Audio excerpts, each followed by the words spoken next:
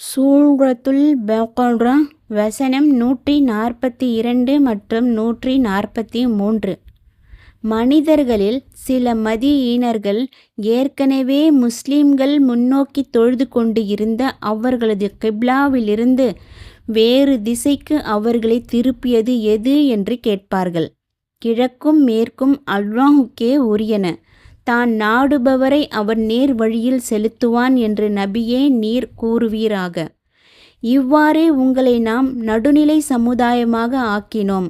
நீங்கள் மக்களுக்குச் சான்று பகர்வோராகவும் நம் தூதர் உங்களுக்கு சான்று பகர்பவராகவும் திகழ வேண்டும் என்பதே இதற்கு காரணம்.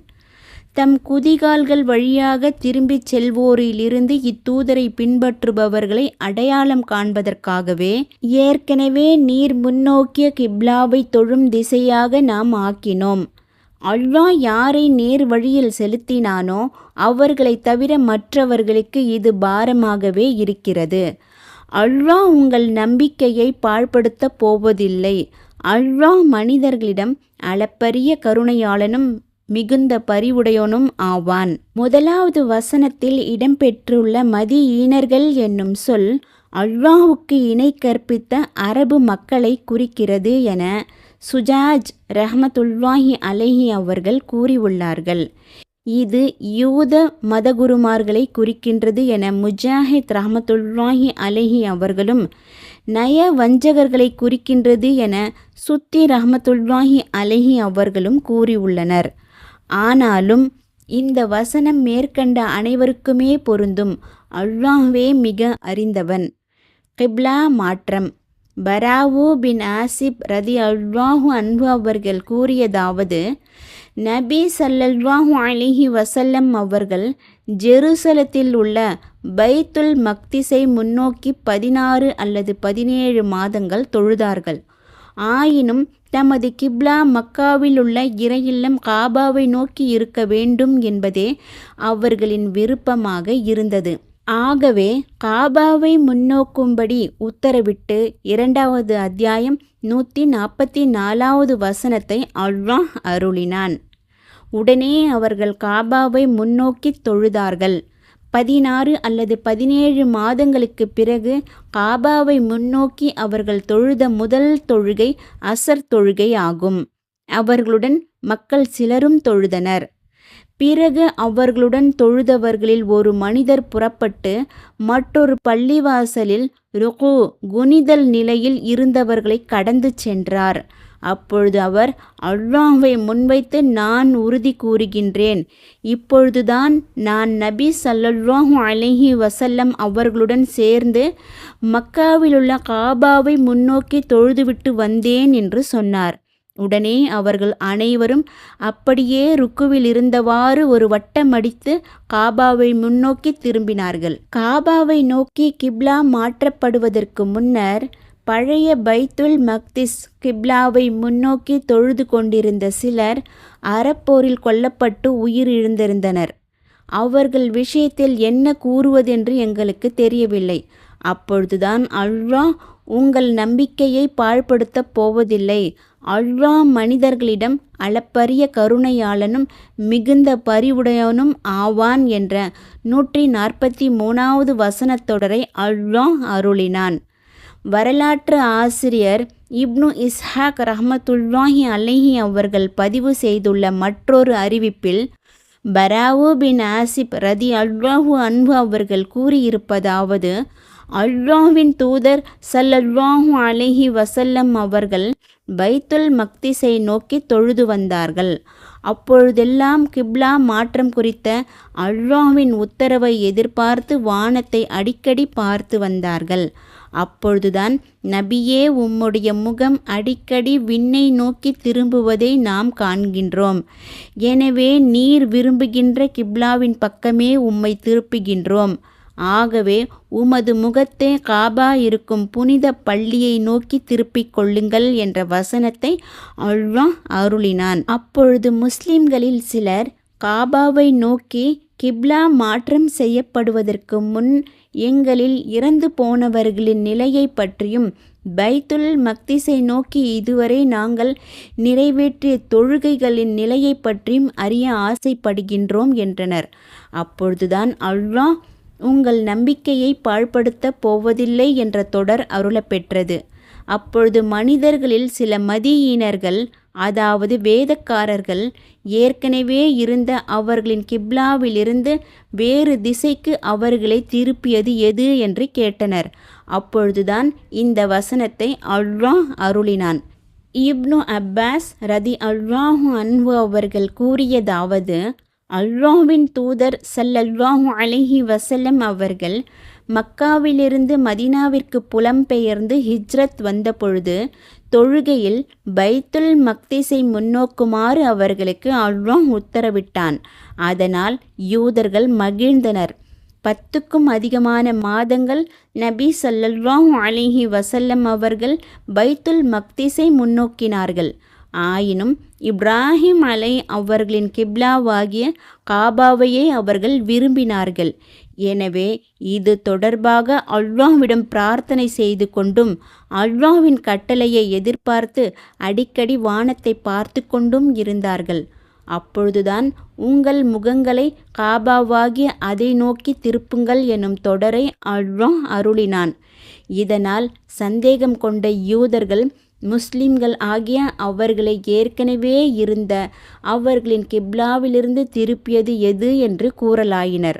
அப்பொழுது கிழக்கும் மேற்கும் அல்லாஹுக்கே உரியன, தான் நாடுபவரை அவன் நேர் வழியில் செலுத்துவான் என்று நபியே நீர் கூறுவீராக என்னும் தொடரை அல்லாஹ் அருளினான்.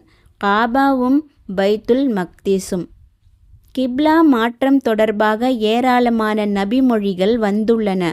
அவற்றின் சாரமாவது, தொழுகையில் பைத்துல் மக்திஸில் உள்ள குப்பத்துஸ் சக்ரா பள்ளிவாசலை முன்னோக்குமாறு அல்லாஹ்வின் தூதர் ஸல்லல்லாஹு அலைஹி வஸல்லம் அவர்களுக்கு கட்டளையிடப்பட்டிருந்தது.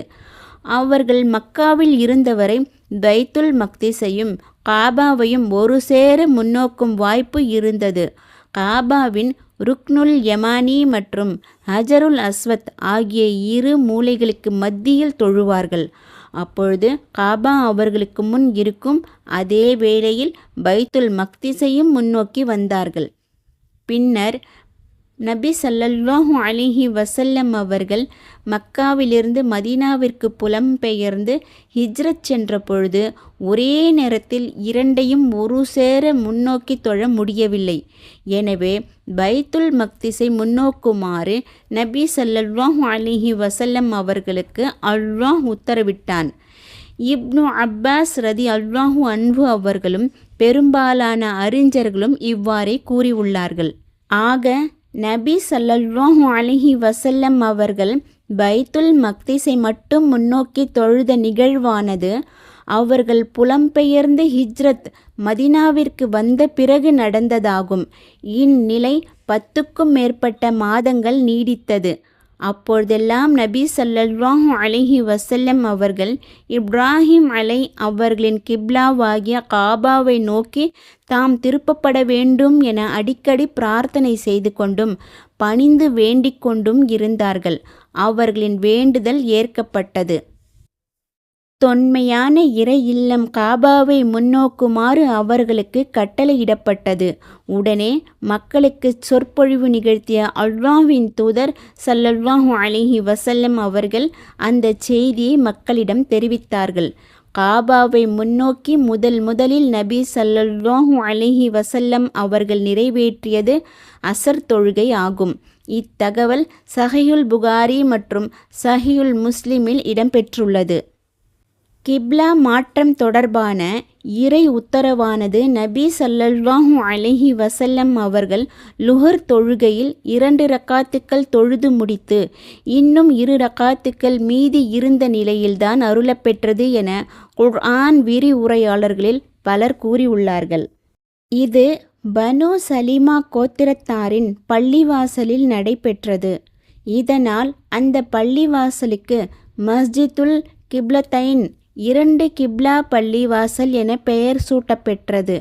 ஆனால் கூபாவாசிகளுக்கு கிப்லா மாற்றம் குறித்த இந்த செய்தி மறுநாள் ஃபஜர் தொழுகை நேரம் வரை கிடைக்கவில்லை. இதற்கு பின்வரும் ஹதீஸ் சான்றாகும். இப்னு உமர் ரதியல்லாஹு அன்ஹு அவர்கள் கூறியதாவது, கூபாவில் மக்கள் ஃபஜர் தொழுது கொண்டிருந்தனர். அப்பொழுது அவர்களிடம் ஒருவர் வந்து, கடந்த இரவில் அல்லாஹ்வின் தூதர் ஸல்லல்லாஹு அலைஹி வஸல்லம் அவர்களுக்கு ஒரு வசனம் அருளப்பெற்றது. காபாவை முன்னோக்குமாறு அந்த வசனத்தில் உத்தரவிடப்பட்டிருந்தது. எனவே நீங்களும் காபாவை முன்னோக்குங்கள் என்றார். உடனே பைத்துல் மக்திஸ் இருக்கும் திசையான ஷாம், சிரியா நாட்டை முன்னோக்கி தொழுது கொண்டிருந்த அவர்கள் காபாவை நோக்கி திரும்பினார்கள். மதியீனர்களின் கேள்வி. இந்த கிப்லா மாற்றம் நிகழ்ந்த பொழுது நயவஞ்சகமும் சந்தேகமும் குடிகொண்ட சிலருக்கும் யூத இறை மறுப்பாளர்களுக்கும் ஐயமும் தடுமாற்றமும் ஏற்பட்டன. அப்பொழுது ஏற்கனவே இருந்த அவர்களது கிப்லாவிலிருந்து அவர்களை திருப்பியது எது என்று அவர்கள் கேட்டனர். அதாவது, இவர்களுக்கு என்ன நேர்ந்தது? சில நேரங்களில் அதை முன்னோக்குகின்றனர், சில நேரங்களில் இதை முன்னோக்குகின்றனரே என்று கேட்டனர். கிழக்கும் மேற்கும் அல்லாஹுக்கே உரியன. தான் நாடுபவரை அல்லாஹ் நேர் வழியில் செலுத்துவான் என்று நபியே நீர் கூறுவீராக என்ற தொடர் அவர்களுக்கு பதிலாகும். அதாவது, ஆணையிடல், தீர்மானித்தல், மாற்றுதல் ஆகிய அனைத்தும் அல்லாஹ்வின் அதிகாரத்திற்கு உட்பட்டவை ஆகும். எனவே நீங்கள் எங்கு திரும்பினாலும் அங்கு அல்லாஹ்வின் முகம் உள்ளது. அதாவது, அல்லாஹ்வின் கட்டளைகளுக்கு கீழ்ப்படிவதில்தான் எல்லாம் அடங்கியுள்ளது. எத்திசையை முன்னோக்குமாறு அல்லாஹ் நமக்கு கட்டளை இடுகின்றானோ அத்திசையை முன்னோக்குவதுதான் கீழ்ப்படிதல் ஆகும். ஒரே நாளில் பல திசைகளை முன்னோக்குமாறு அவன் கட்டளையிட்டாலும் அவனுடைய அடிமைகள் நாம் அதை ஏற்கத்தான் வேண்டும். இறைவனின் அடியாரும் தூதரும் ஆகிய முஹம்மது ஸல்லல்லாஹு அலைஹி வஸல்லம் அவர்களுக்கும் அவர்கள் தம் சமுதாயத்தாருக்கும் அல்லாஹ்விடம் தனி முக்கியத்துவம் உண்டு. அதனால்தான் அவர்களுக்கு அல்லாஹ் இப்ராஹிம் அவர்களின் கிப்லாவிற்கு வழிகாட்டினான். இந்த பூமியில் உள்ள இறை ஆலயங்களில் மிகச்சிறந்த ஆலயமான காபாவை நோக்கி அவர்களை முன்னோக்க வைத்தான். இது இறை தோழர் இப்ராஹிம் அவர்களால் கட்டப்பட்டது என்பதே இதற்கு காரணமாகும். இதையே கிழக்கும் மேற்கும் அல்லாஹுக்கே உரியன.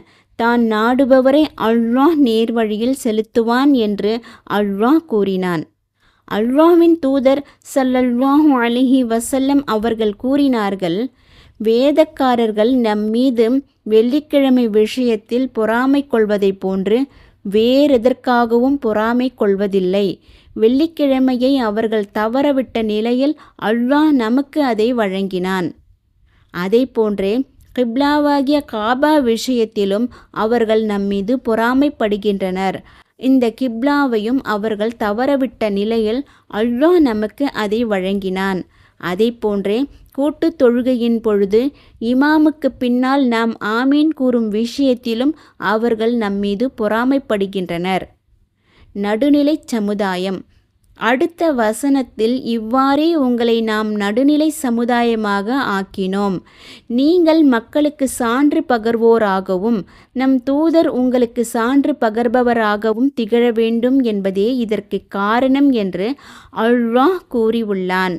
அதாவது, இப்ராஹிம் அவர்களுடைய கிப்லாவை உங்களுக்காக நாம் தேர்ந்தெடுத்து அதை நோக்கி உங்களை நாம் திருப்பி உள்ளதற்கு காரணம் சிறந்த சமுதாயமாக உங்களை ஆக்க வேண்டும் என்பதே.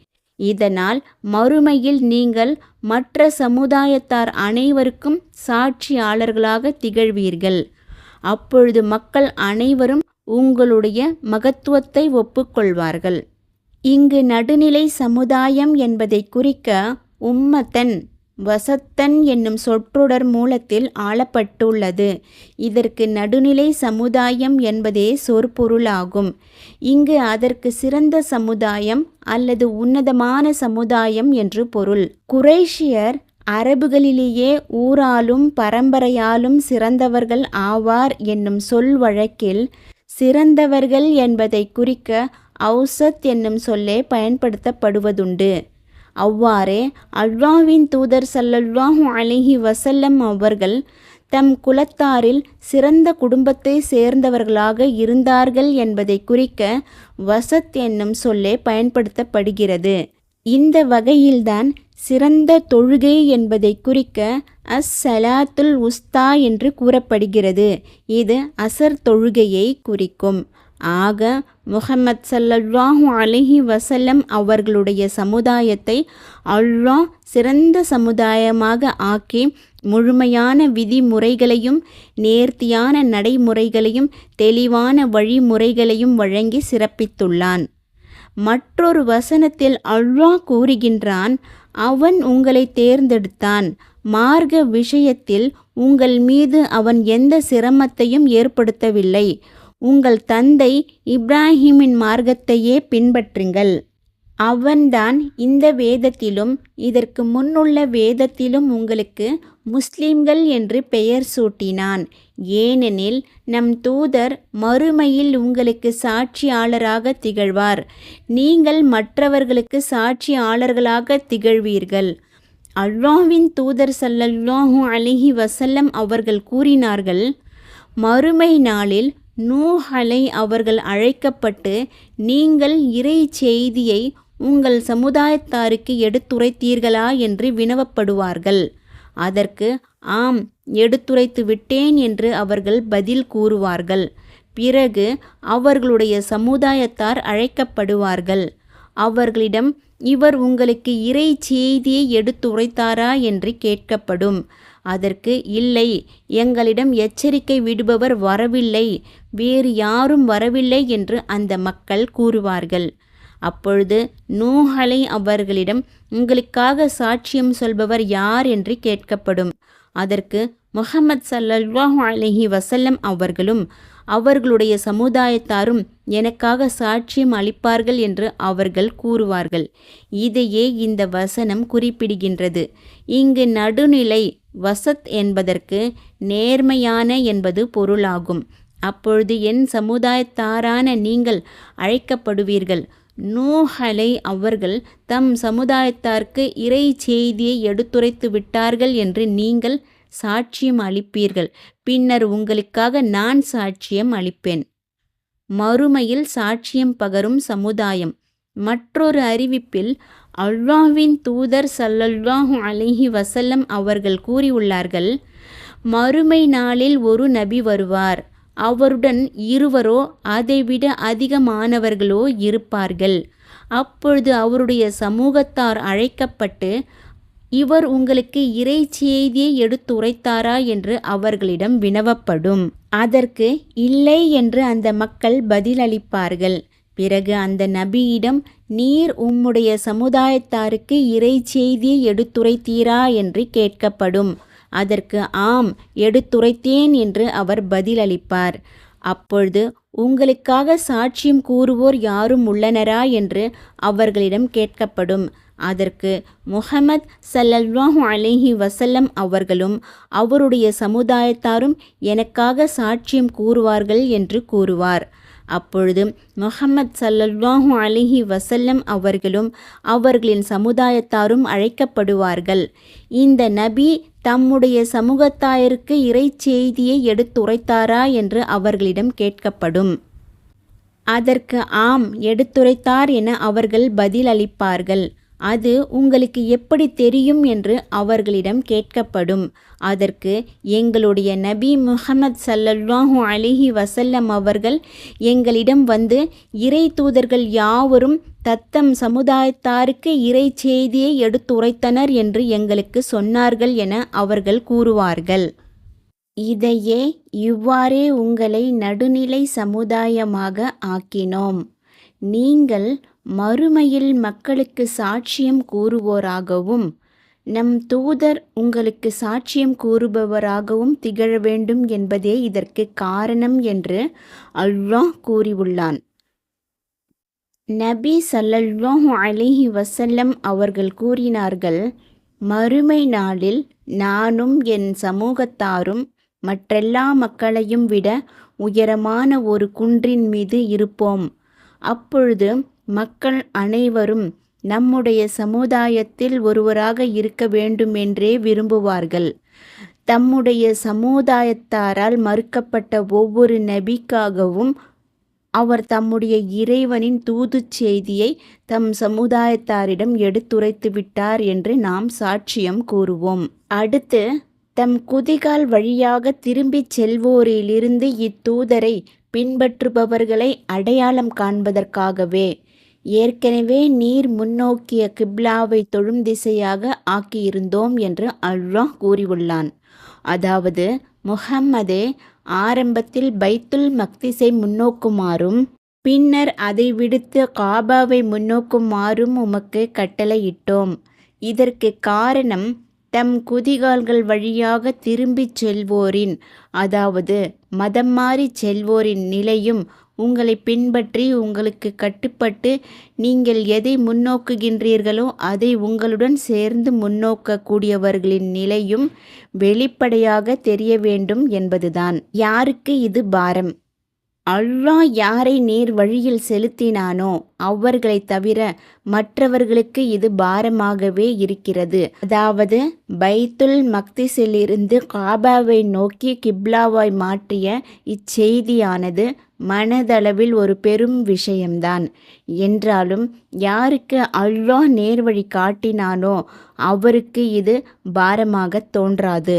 அவர் இறை தூதர் முஹம்மத் ஸல்லல்லாஹு அலைஹி வஸல்லம் அவர்களை உறுதியாக நம்பி அவர்கள் கொண்டு வந்த அனைத்தும் உண்மையானவை, அவற்றில் எந்த சந்தேகமும் கிடையாது என்பதை ஏற்று அல்லாஹ் தான் நாடியதை செய்து முடிப்பான். தன் அடியார்களுக்கு தான் நாடியவற்றை சட்டமாக்கவும் தான் நாடியவற்றை மாற்றி அமைக்கவும் அவனுக்கு உரிமை உண்டு. இவை அனைத்திலும் தீர்க்கமான ஞானமும் முழுமையான சான்றும் அவனிடமே உண்டு என்று உறுதியாக நம்புவார். ஆனால் யாருடைய உள்ளங்களில் நோய் குடிகொண்டுள்ளதோ அவர்களுக்கு இது பாரமாகவே தோன்றும். அவர்களை பொறுத்த மட்டில் ஏதேனும் ஒன்று நடந்தாலே போதும், உடனே அது அவர்களுக்கு சந்தேகத்தை கிளறும். ஆனால் இறை நம்பிக்கை கொண்டவர்களுக்கோ இதை போன்ற சூழலில் உறுதிப்பாடும் நம்பிக்கையும் மேல்மேலும் வலுப்பெறவே செய்யும். வேறு வசனங்களில் அல்லாஹ் கூறுகின்றான், இறைவனிடமிருந்து ஓர் அத்தியாயம் அருளப்பெற்றால் இது உங்களில் யாருக்கு இறை நம்பிக்கையை அதிகமாக்கியது என்று கேலியாக கேட்போரும் அவர்களில் உள்ளனர். யார் இறை நம்பிக்கை கொண்டார்களோ அவர்களுக்கு இது இறை நம்பிக்கையை அதிகமாக்கவே செய்யும். அவர்கள் அது குறித்து மகிழ்ச்சி அடைவார்கள். ஆனால் யாருடைய உள்ளங்களில் சந்தேக நோய் உள்ளதோ அவர்களுக்கு ஏற்கனவே உள்ள அவர்களது அசுத்தத்துடன் மேலும் அசுத்தத்தையே அது அதிகமாக்கும். இவ்வேதமானது இறை நம்பிக்கையாளர்களுக்கு நேர் வழிகாட்டியாகவும் நோய் நிவாரணியாகவும் உள்ளது என்று நபியே கூறுவீராக. ஆனால் யார் இறை நம்பிக்கை கொள்ளவில்லையோ அவர்களின் செவிகளில் அடைப்பு உள்ளது, அவர்களின் கண்களுக்கு அது மறைந்ததும் ஆகும். இறை நம்பிக்கையாளர்களுக்கு அருளாகவும் நிவாரணியாகவும் உள்ளதை நாம் குர்ஆனில் அருளியுள்ளோம். ஆனால் தமக்கு தாமே அநீதி இழைத்து கொண்டோருக்கு அது இழப்பை தவிர வேறெதையும் அதிகமாக்காது. இதனால்தான் கிப்லா விஷயத்தில் இறை தூதர் ஸல்லல்லாஹு அலைஹி வஸல்லம் அவர்களை ஏற்று அவர்களை பின்பற்றி சந்தேகமோ ஐயமோ கொள்ளாமல் அல்லாஹ் உத்தரவிட்ட திசையை நோக்கி தொழுவதில் நிலைத்து நின்றவர்கள் நபித் தோழர்களில் முன்னோடிகளாக திகழ்ந்தார்கள். முஜாஹிர்கள் மக்காவிலிருந்து மதீனாவிற்கு புலம்பெயர்ந்து ஹிஜ்ரத் சென்றவர்கள், அன்சாரிகள், மதீனா முஸ்லிம்கள் ஆகியோரில் இறை நம்பிக்கை கொள்வதில் முந்திக் கொண்ட முன்னோர்கள் அனைவருமே பைத்துல் மக்திஸ், காபா ஆகிய இரு கிப்லாக்களையும் முன்னோக்கி தொழுதுள்ளனர் என்று சிலர் கூறுகிறார்கள். முற்றிலும் அடிபணிந்த மேன்மக்கள் இப்னு உமர் ரதி அல்லாஹு அன்ஹு அவர்கள் கூறியதாவது, மக்கள் குபா பள்ளிவாசலில் அதிகாலை தொழுகை சுபுஹ் தொழுது கொண்டிருந்தனர். அப்பொழுது ஒருவர் வந்து நபி ஸல்லல்லாஹு அலைஹி வஸல்லம் அவர்களுக்கு நேற்றிரவு ஒரு வசனம் அருளப்பெற்றது. அதில் காபாவை முன்னோக்க வேண்டும் என அவர்களுக்கு கட்டளையிடப்பட்டது. எனவே நீங்கள் காபாவை முன்னோக்குங்கள் என்று சொன்னார். உடனே பைத்துல் மக்திஸை நோக்கி தொழுது கொண்டிருந்த அம்மக்கள் காபாவை முன்னோக்கினார்கள். மற்றொரு அறிவிப்பில் அந்த நபித்தோழர் அவ்வாறு கூறிய பொழுது மக்கள் ருக்குவில் குனிதல் இருந்தனர். அவர் சொன்னதை கேட்டதும் அதே நிலையில் காபாவின் பக்கம் திரும்பினார்கள் என்று இடம்பெற்றுள்ளது. இது நபித்தோழர்கள் எவ்வாறு அல்லாஹுக்கும் அவனுடைய தூதருக்கும் முற்றிலும் வழிபட்டு நடந்தனர் என்பதையும் அல்லாஹ்வின் ஆணைகளை அவர்கள் எவ்வாறு முழுமையாக நிறைவேற்றினார்கள் என்பதையும் காட்டுகின்றது. அவர்களை அல்லாஹ் திருப்தி கொள்வானாக. அடுத்து, அல்லாஹ் உங்கள் நம்பிக்கையை பாழ்படுத்தப் போவதில்லை என்று இந்த வசனம் கூறுகிறது. அதாவது, இதற்கு முன்னர் பைத்துல் மக்திஸை நோக்கி நீங்கள் நிறைவேற்றிய தொழுகைகளை அல்லாஹ் வீணாக்க மாட்டான். அவற்றுக்குரிய உரிய பிரதிபலன் எதுவும் அல்லாஹ்விடம் வீணாகி விடாது. பராவு ரதியல்லாஹு அன்ஹு அவர்கள் கூறியதாவது, பைத்துல் மக்திஸை முன்னோக்கி தொழுது வந்த ஒரு குழுவினர் அந்த காலகட்டத்திலேயே இறந்து போயிருந்தனர். எனவே பைத்துல் மக்திஸை முன்னோக்கி அவர்கள் தொழுத தொழுகைகளின் நிலை என்னவாகுமோ என மக்கள் பேசிக்கொண்டனர். அப்பொழுதுதான் இந்த தொடரை அல்லாஹ் அருளினான். இப்னு அப்பாஸ் ரதியல்லாஹு அன்ஹு அவர்கள் அளித்த விளக்கமாவது, முந்தைய கிப்லா பைத்துல் மக்திஸ் மீது நீங்கள் கொண்டிருந்த நம்பிக்கையும் உங்கள் நபி உண்மையாளர் என ஏற்று அவர்களை பின்பற்றி வேறு கிப்லாவிற்கு காபாவுக்கு மாறியதையும் அல்லாஹ் வீணாக்கப் போவதில்லை. அதாவது, அவ்விரண்டிற்குமான பலனை உங்களுக்கு அவன் வழங்குவான். அல்லாஹ் மனிதர்களிடம் அளப்பரிய கருணையாளனும் மிகுந்த பரிவுடையோனும் ஆவான். தாய் அன்பை விட ஹசனல் பசரி ரஹ்மத்துல்லாஹி அலைஹி அவர்கள் கூறியதாவது, முஹம்மத் ஸல்லல்லாஹு அலைஹி வஸல்லம் அவர்களை அல்லாஹ் வீணாக்கிவிட மாட்டான். அவர்கள் திரும்பிய திசையில் நீங்கள் திரும்பியதையும் பாழாக்க மாட்டான். அல்லாஹ் மக்களிடம் அளப்பரிய கருணையாளனும் மிகுந்த பரிவுடையோனும் ஆவான். அல்லாஹ்வின் தூதர் ஸல்லல்லாஹு அலைஹி வஸல்லம் அவர்கள் சிறை கைதிகளில் ஒரு பெண்ணை கண்டார். அவள் தன் குழந்தையை தொலைத்து விட்டிருந்தாள். கைதிகளில் எந்த குழந்தையை அவள் கண்டாலும் உடனே அதை அள்ளி எடுத்து தன் மார்போடு அணைத்து கொள்வாள். இப்படியே தன் குழந்தையை தேடித் திரிந்தாள். குழந்தை கிடைத்ததும் அதை தூக்கி தன்னோடு அணைத்து கொண்டு அதற்கு பாலூட்டினாள். அப்பொழுது அல்லாஹ்வின் தூதர் ஸல்லல்லாஹு அலைஹி வஸல்லம் அவர்கள், இந்த பெண் தன் குழந்தையை நெருப்பில் எரிய முடிந்தாலும் எரிவாளா சொல்லுங்கள் என்று தம் தோழர்களிடம் கேட்டார்கள். அதற்கு அவர்கள், இல்லை அல்லாஹ்வின் தூதரே என்றனர். அப்பொழுது அல்லாஹ்வின் மீது ஆணையாக, இந்த குழந்தையின் மீது இவளுக்கு அன்பை காட்டிலும் தன் அடியார்கள் மீது அல்லாஹ் அதிக அன்புடையோன் ஆவான் என்று அல்லாஹ்வின் தூதர் ஸல்லல்லாஹு அலைஹி வஸல்லம் அவர்கள்